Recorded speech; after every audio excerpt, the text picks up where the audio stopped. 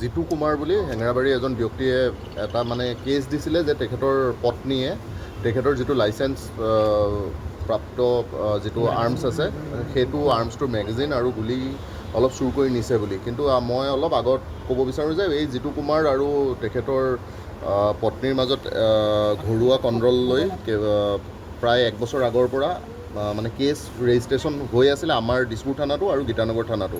দিছপুৰ থানাত আপোনাৰ ফেব্ৰুৱাৰী মাহত তেখেতৰ পত্নীয়ে তেখেতৰ ওপৰত ঘৰুৱা অন্তঃকণ্ডলৰ ওপৰত মানে ফিজিকেল টৰ্চাৰ কৰিছে বুলি এটা কেছ দিছিলে। তাৰ এটা ক্ৰছ কেছ জিতু কুমাৰে আকৌ তেওঁৰ ওপৰত দিছিলে।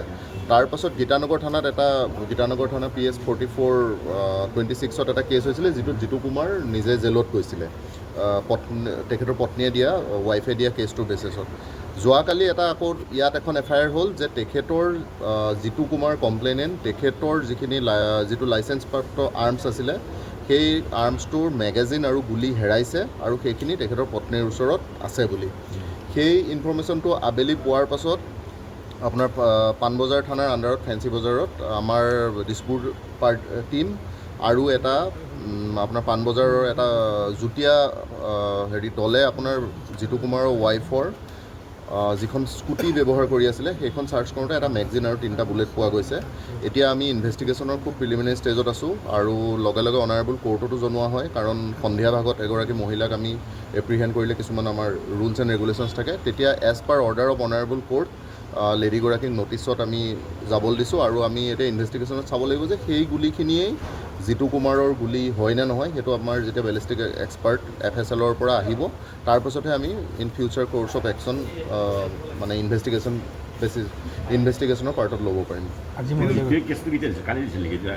সেইটো কালি আহিছিলে, এনেই প্ৰিলিমিনাৰী এনকুৱাৰীত আছিলে কেছটো, কিন্তু কালি ৰাতিপুৱা ৰেজিষ্টাৰ কৰাৰ পাছত খবৰটো আহিলে যে সেই মহিলাগৰাকী তাত আছে বুলি। গতিকে আমাৰ যিগৰাকী ইনভেষ্টিগেটিং অফিচাৰ তেওঁ পাণবজাৰ থানাৰ চাৰ্চ কৰি চাইছিলে আৰু এই মানে তেওঁলোকৰ নিজৰ পৰিয়ালৰ মাজত এইটো দিছপুৰ থানাত 3rd কেছ হৈছে।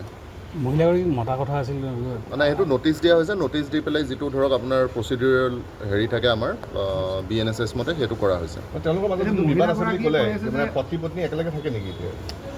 সেইটো আপোনাৰ পাৰ্ট অফ ইনভেষ্টিগেশ্যন হয়, মই সিমান ভিতৰত ক'বলৈ নাই বিচৰা, কিন্তু মানে আপোনাৰ মেট্ৰিমনিয়েল ডিছপিউটছ লৈ তেওঁলোকৰ মাজত কেছটো প্ৰায় আমাৰ ইয়াত ফেব্ৰুৱাৰীৰ পৰা চলি আছে দিছপুৰ থানাত। আৰু সেই দুটা কেছ চাৰ্জশ্বিট দিয়া হৈছে, দিছপুৰ থানা case number 68 and then Dispur থানা কেছ নাম্বাৰ 86 2026।